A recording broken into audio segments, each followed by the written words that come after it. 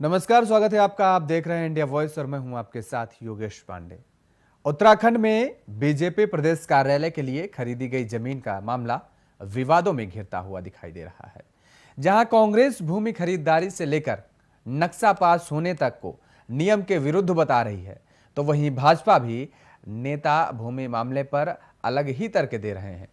दरअसल उत्तराखंड भाजपा प्रदेश कार्यालय को लाडपुर में बनाया जाने वाला प्रस्तावित है और जिसको लेकर वर्चुअल माध्यम से बीजेपी के राष्ट्रीय अध्यक्ष ने शिलान्यास भी किया था। वर्तमान में इसका नक्शा भी पास हो गया है। अब जिसको लेकर कांग्रेस के प्रदेश अध्यक्ष करण माहरा ने सवाल खड़े करते हुए कहा कि चाय बागान की भूमि खरीदना और बेचना पूरी तरह से प्रतिबंधित थी, लेकिन उसके बावजूद भी बीजेपी के द्वारा यह भूखंड खरीदकर और इस पर बीजेपी का प्रदेश कार्यालय बनाया जाना तय किया गया है, जिससे साफ पता चलता है कि बीजेपी नियम के विरुद्ध काम करने में माहिर है। वहीं कैबिनेट मंत्री रेखा आर्य ने कहा है कि कांग्रेस के पास दरअसल कोई मुद्दा तो बचा नहीं है, इसलिए इस तरीके के मामलों को लाकर महज मीडिया की सुर्खियां बटोरने का काम कांग्रेस के नेता कर रहे हैं। उन्होंने कहा कि बीजेपी कार्यालय पूरी तरह नियमानुसार भी बनेगा और इसके लिए संगठन की ओर से बजट भी निर्धारित कर दिया गया है। क्या कुछ प्रतिक्रियाएं हैं, पहले वो सुनिए, फिर चर्चा की शुरुआत करते हैं। सरकार का कर्तव्य है कि सुप्रीम कोर्ट के जो नियम हैं, जो कानून इस राज्य में, इस देश में चलते हैं, उनका पहला पालन करने का कर्तव्य सरकार का है, तब किसी आम आदमी का है। सरकार कानूनों का पालन नहीं कर रही है। सरकार लगातार सुप्रीम कोर्ट की रूलिंग का उल्लंघन कर रही है। सरकार कानूनों को खुद तोड़ने का काम कर रही है और सरकार को इस पे अपनी तरफ से आगे आके जवाब देना चाहिए, ये मेरा मानना है।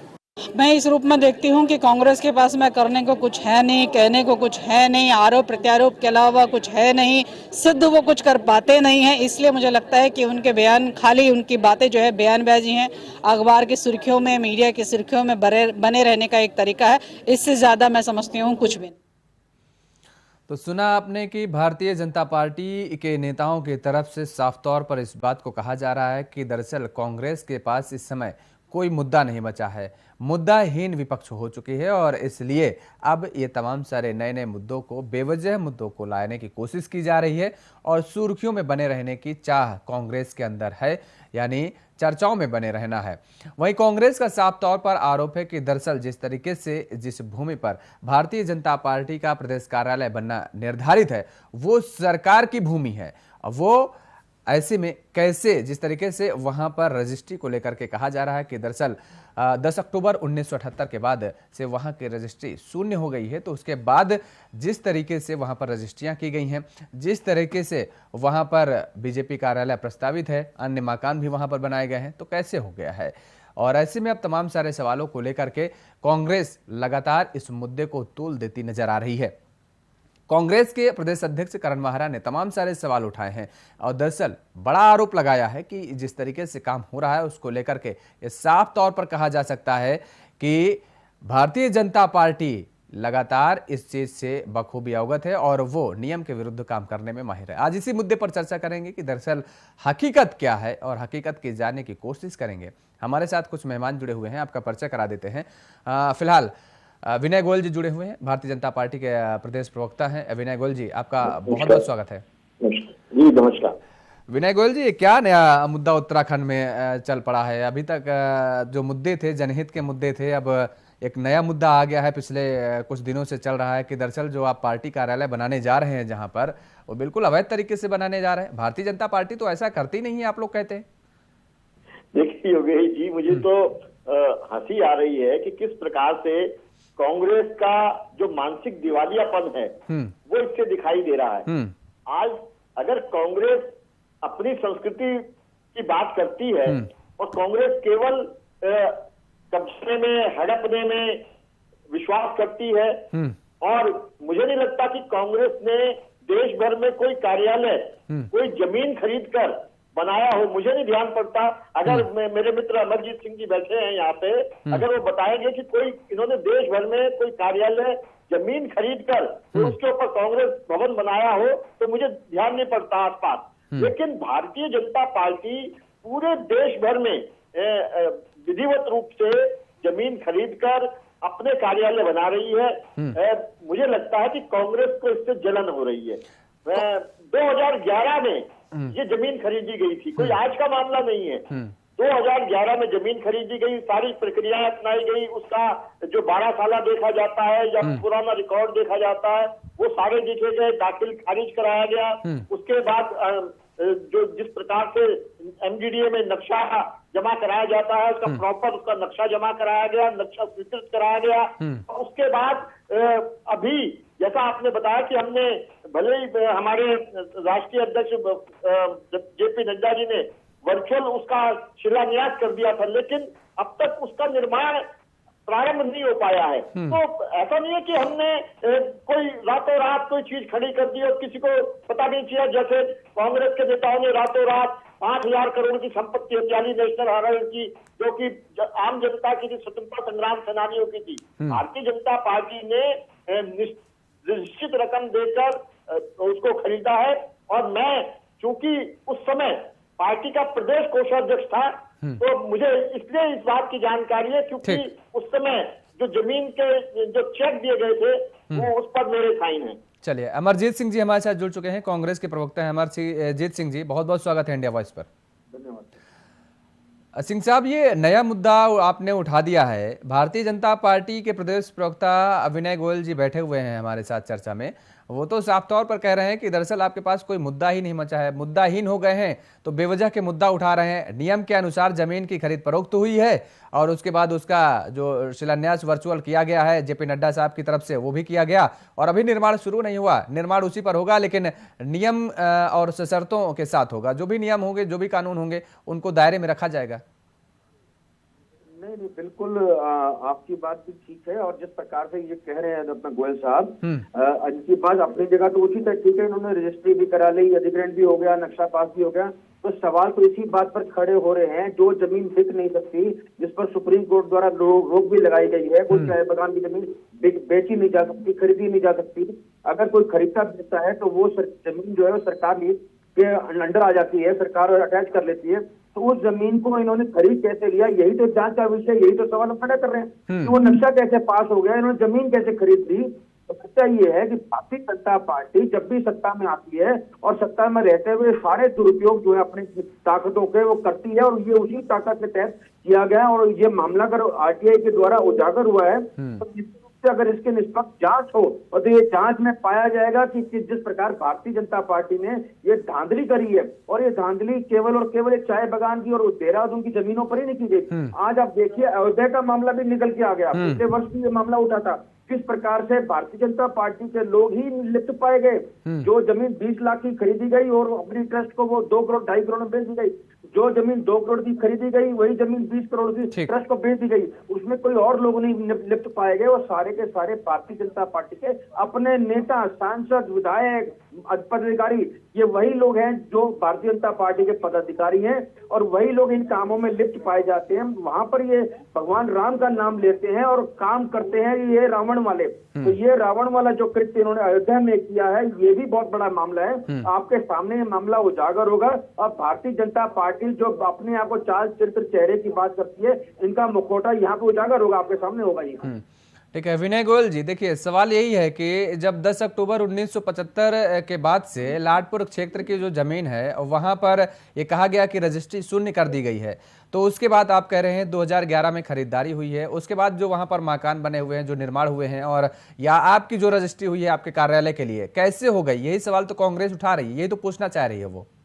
मैं अमरजीत जी से ये पूछना चाहता हूँ कि अगर भारतीय जनता पार्टी ने कोई गलती की थी, और जब 2011 में भारतीय जनता पार्टी ने ये जमीन खरीदी और उसके बाद 2012 में आपकी सरकार आ गई, और अगर कोई हमने कहीं कोई गलती की थी, उसके बाद हमने उसका दाखिल खारिज कराया, अगर कोई उसमें कमी थी तो हम बताते। और मैं आपको एक चीज और बताना चाहता हूँ आपको कि वहां पर केवल भारतीय जनता पार्टी की 16 बीघा जमीन का ये मामला नहीं है। भारतीय जनता कोई 16 बीघा दे कोई चाय बागान नहीं होता। नहीं, ये 16 बीघा का नहीं। एक मिनट सुन लीजिए, मैं आपके बीच में नहीं बोला, आपने रावण ने कह दिया, कुछ भी कह दिया। आजकल आपको राम और रावण बहुत याद आने लगे हैं। मैं आपको बता रहा हूँ कि जिस प्रकार से लगातार हमने काम किया है, और मैं तो बात अगर अमरजीत जी बता सके कि जिस कार्यालय में ये बैठे हैं, ये कार्यालय इन्होंने खरीदा है, कब्जाया है, हड़पा है, कैसे आए ये कार्यालय इनके पास, जरा इसके बारे में बता दें। किसको किराया दिया है, क्या इसका इन्होंने क्या करते हैं, कैसे जो कांग्रेस की संस्कृति है वो भारतीय जनता पार्टी के ऊपर लागू न करे। भारतीय जनता पार्टी नहीं,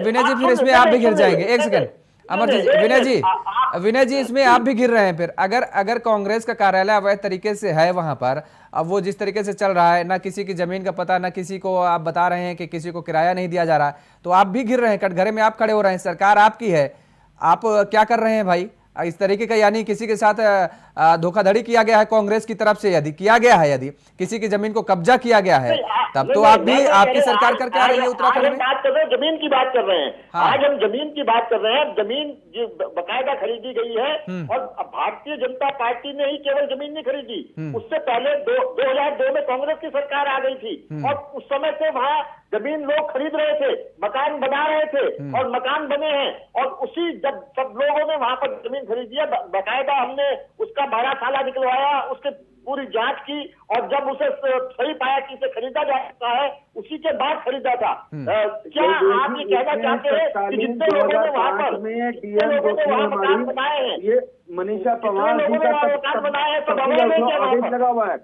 क्या आप जितने लोगों ने उस 6 नंबर पुलिया के आसपास जितने लोगों ने मकान बनाए हैं, जितने भवन बनाए हैं, इसका आप ये कहना चाहते हैं जो सारे लोग हैं, आप सबको उसके खिलाफ कार्रवाई करवाना चाहते हैं? बताइए आप मुझे। अमरजीत जी बताइए।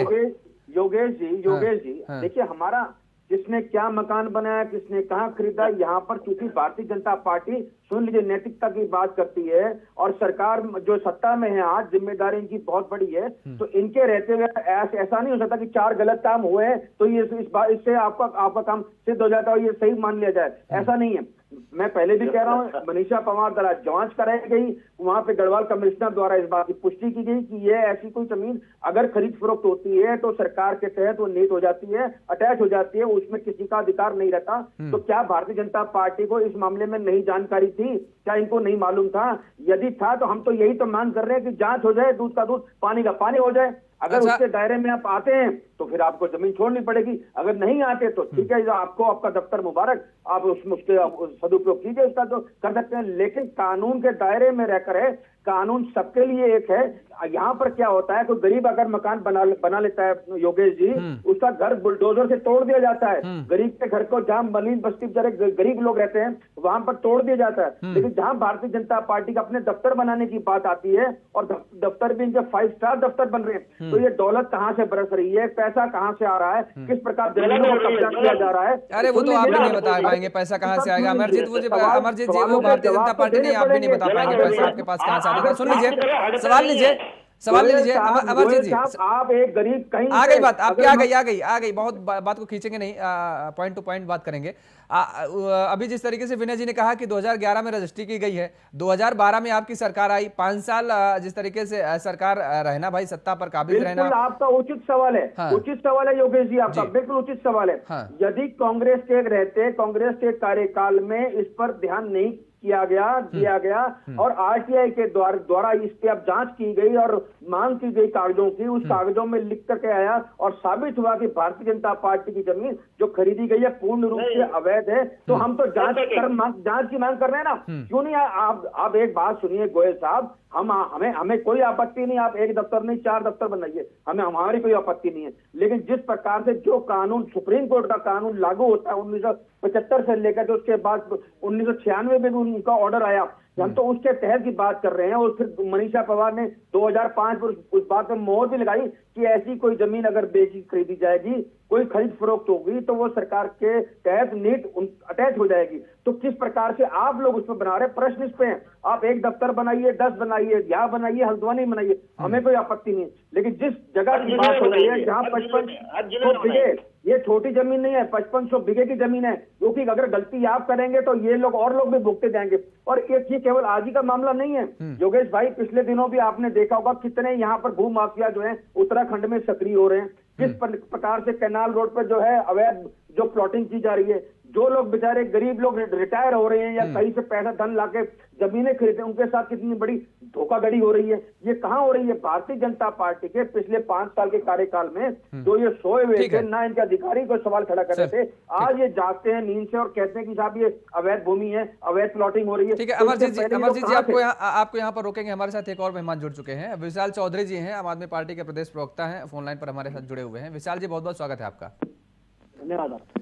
विशाल चौधरी जी, क्या आम आदमी पार्टी को भी इस बात का आभास या संज्ञान में है क्या कि भारतीय जनता पार्टी जो 2011 में जिस जमीन का रजिस्ट्री कराई थी और कार्यालय बनवाने की जो बात चल रही है जहां पर भारतीय जनता पार्टी की तरफ से, क्या वो जमीन अवैध तरीके से भारतीय जनता पार्टी की तरफ से रजिस्ट्री कराई गई है क्या?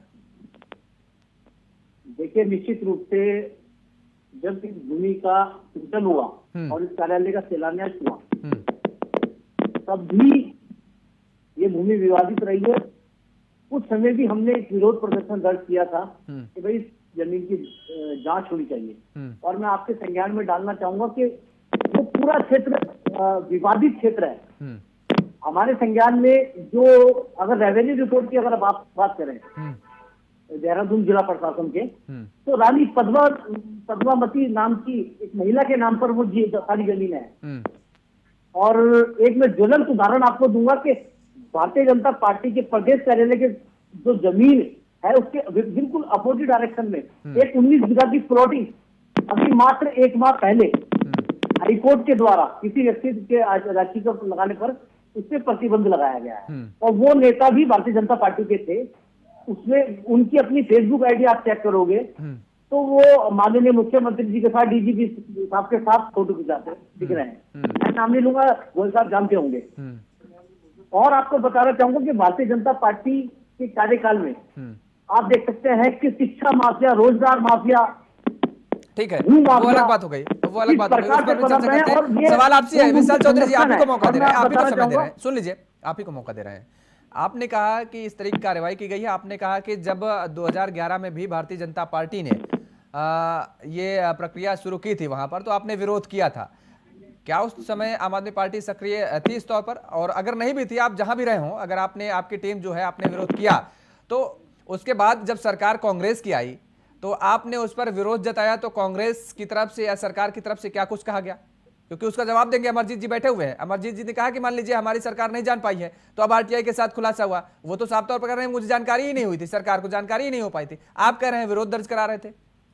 देखिए, मैं इसकी आपको प्रामाणिकता दे सकता हूँ। अगर अभी आप गूगल पे सर्च करेंगे तो इस भूमि का पूरा विवरण, जब उस पर चर्चा होगी भूमि पूजन पर, तो आम आदमी पार्टी के विरोध की उसमें बात होगी।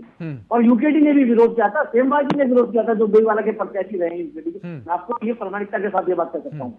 तो आप ये मानते हैं कि इसमें कहीं ना कहीं लापरवाही कांग्रेस की भी है?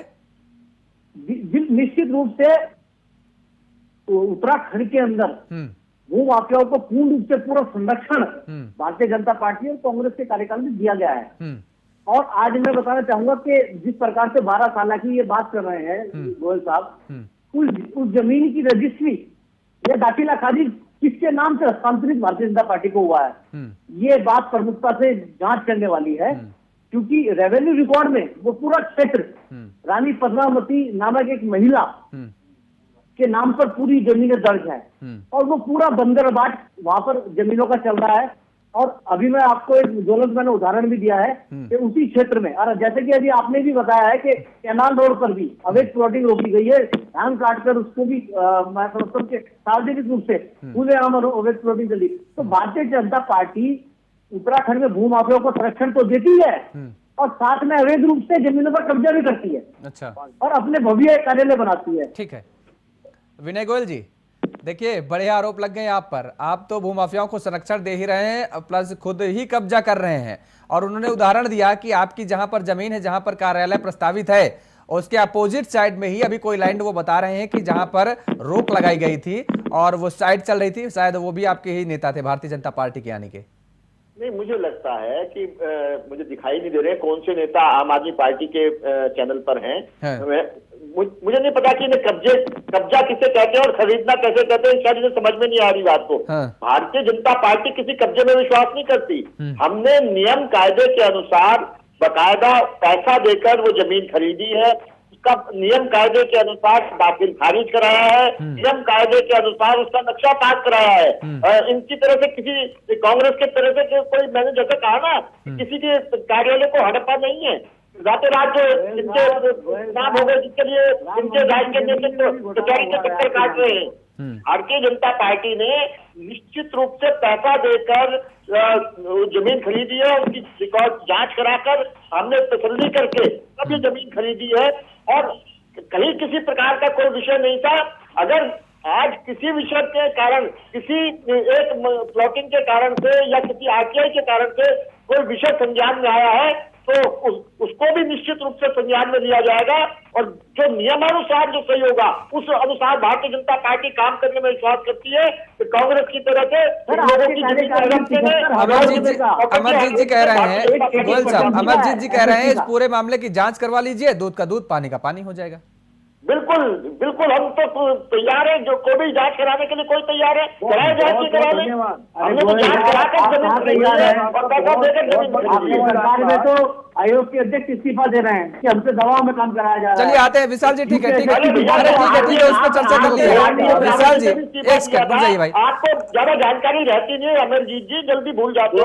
आरबीएस रावत जी ने पहले कौन थे? आरबीएस रावत थे, उन्होंने इस्तीफा क्यों दिया था? पहले 8 साल आपकी सरकार रही, 6ठा साल आपका लगा हुआ है, आप बात कर रहे हैं तो पिछले 10 साल पुरानी। अरे भैया, तो तुम्हारे काले कारनामे की बात न करें, आज तक तो काले कपड़े पहनने, काली पगड़ी पहननी शुरू कर दिया आपने। ये ऐसे भारतीय जनता पार्टी के कार्यकाल में मात्र 18 मिनट में बड़ी हुई वर्ग पर सौदा हुआ है, बढ़ी हुई राशि पर। आप जानते हो कि राम मंदिर की भूमि में भी एक घोटाला हुआ है। अरे भैया, तुम्हें तो घोटाले नजर आते, क्योंकि जो जैसा होता है उसको सब हमें कहाँ घोटाले नजर आ रहे हैं गोयल साहब? नहीं, उत्तराखंड के युवाओं को आप लोगों ने गर्त में डाल दिया है। उत्तराखंड के युवाओं ने हमने लगातार इस्तीफा देने को तैयार नहीं हो रहा। अरे भैया, ठीक है विशाल जी, एक सेकंड, ठीक है विशाल जी, आते हैं आपके पास, अमरजीत जी, ठीक है विशाल जी रुक जाइए भाई, एक सेकंड रुक जाइए। अमरजीत जी, भारतीय जनता पार्टी जांच कराने के लिए तैयार है, विनय गोयल जी कह रहे हैं उन्हें कोई दिक्कत नहीं है। मैं तो धन्यवाद कर रहा हूँ योगेश जी, मैंने आपके चैनल के माध्यम से मैंने गोयल साहब का बहुत बहुत धन्यवाद करता हूँ कि उन्होंने बहुत बड़ा दिल दिखाया। उन्होंने ये कहा कि हमने पैसे दे करके जमीन, मेरा आरोप ये नहीं है कि आपने पैसा नहीं दिया और जमीन कब्जा ली, लेकिन जो वहां पर अनियमितताएं बरती गई हैं, जो दिख नहीं सकती, आपने वो जमीन खरीदी, आपने पैसा कम दिया, ज्यादा दिया, कैसे दिया, वो एक अलग विषय है। सवाल ये है कि ये सारे घोटाले भारतीय जनता पार्टी इनके साथ ही कुछ जुड़ जाते हैं आकर के। इनके तार, वो अयोध्या हो, वो देहरादून हो, वो भर्ती घोटाले हो, इसमें तमाम घोटालों में भारतीय जनता पार्टी। गोयल साहब सुन लीजिए, बर्दाश्त कर लीजिए, थोड़ा सुनने की भी हिम्मत रख लीजिए। आप ये देखिए योगेश भाई, मैं तो यहाँ से इनकी इस बात को आगे बढ़ाकर मांग करता हूँ, तो यहाँ पर ईडी कहाँ चली जाती है, सीबीआई कहाँ चली जाती है, इनकम टैक्स कहाँ चली जाती है, ये लोग इनकी जांच क्यों नहीं करते? ये केवल और केवल सारी जांचें विपक्ष पर आकर क्यों रुक जाती हैं? या जहां पर सत्ता बनानी हो, जहां सरकार बनानी हो आकर के आगे, तो वहां पर ईडी पहुंच जाती है। जहां भारतीय जनता पार्टी के घोटाले हो, घोटाले हो, शर्म आनी चाहिए। और वहां पर इनकम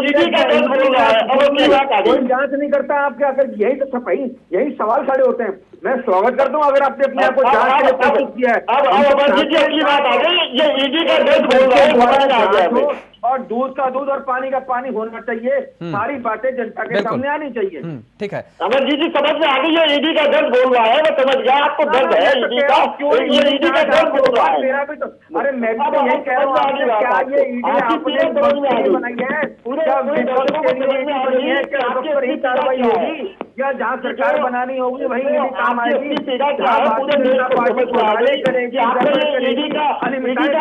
वहाँ पर ईडी कोई जांच नहीं करेगी? यही तो प्रश्न है मेरा भी, मैं भी तो यही कह रहा हूँ आपसे। ईडी है, आपके मामले में ईडी जांच नहीं करेगी क्या? आपके यहाँ छापे नहीं पड़ेंगे? आपको बुलाया नहीं जाएगा? आप तो कोषाध्यक्ष रहे, आप बता रहे हैं, तब क्या आपसे पूछताछ नहीं होगी कि आपने पैसा कहाँ से लिया, कैसे आपने जो जमीन शून्य कर दी गई सरकार द्वारा, वो आपने कैसे? हर साल अकाउंट का ऑडिट होता है। मैं बताता हूँ, मैं गोयल साहब, सिस्टम पता चलिए, होगा। ठीक है। हर विशाल- बार अकाउंट का एडिट होता है। ठीक है विशाल जी, आप भी स्वागत करेंगे। देखिए अमरजीत जी तो कम से कम से स्वागत कर रहे हैं, वो कह रहे हैं कि भाई अगर जांच के लिए तैयार हैं गोयल साहब तो ये तो बहुत अच्छी बात है, स्वागत तो आपको भी करना चाहिए, मुझे भी लगता है। देखिए निश्चित रूप से हाँ। जांच स्थानीय और राज्य के अधीन किसी एजेंसी में से ना हो, सीबीआई की जांच होनी चाहिए।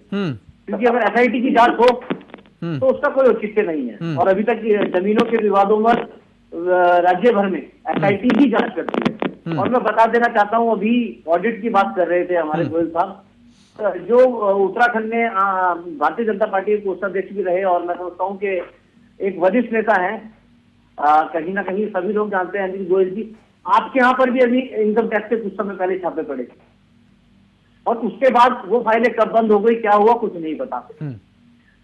तो कहीं ना कहीं ये बात स्वीकार करते हुए इनके पेट में भी दर्द होता है कि भाई हमारे कार्यकाल में रोजगार माफिया जो कॉम्पिटिटिव एग्जामों के पर्चा लीक करते हैं, खनन माफिया, भू माफियाओं को हम संरक्षण देते हैं, और आम जनता के पैसे से हम अपने कार्यालय का विकास करते हैं। अगर आप उत्तराखंड में स्मार्ट सिटी की बात करें देहरादून में, तो वहां कोई काम नहीं मिलेगा। लेकिन भारतीय जनता पार्टी ने अपनी रजिस्ट्री कराने में कोई देरी नहीं करी, रजिस्ट्री टाइम पे करा ली। तो कहीं ना कहीं जनता के प्रति बीजेपी की क्या जवाबदेहिता है। और मैं समझता हूं कि जो मूलभूत सुविधाओं के अभाव में आज जो त्राइमाम उत्तराखंड में हो रहा है, चाहे वो शिक्षा के क्षेत्र में हो, चाहे वो स्वास्थ्य के क्षेत्र में हो, आप हजारों करोड़ रुपए आयुष्मान का अभी तक चलिए ठीक है, आयुष्मान पर फिर कभी चर्चा करेंगे। विशाल जी आपको यहीं पर रोकेंगे, और समय के अभाव के चलते आप तीनों मेहमानों को यहीं पर रोकेंगे। हमारे साथ जुड़ने के लिए इस चर्चा में बहुत बहुत शुक्रिया। तो लगातार जिस तरीके से अब भारतीय जनता पार्टी के नए कार्यालय जहां जिस जमीन पर प्रस्तावित है उसको लेकर के कांग्रेस लगातार आक्रामक नजर आ रही है। इस चर्चा में फिलहाल इतना ही। देश और दुनिया की तमाम खबरों के लिए आप देखते रहिए इंडिया वॉइस। नमस्कार।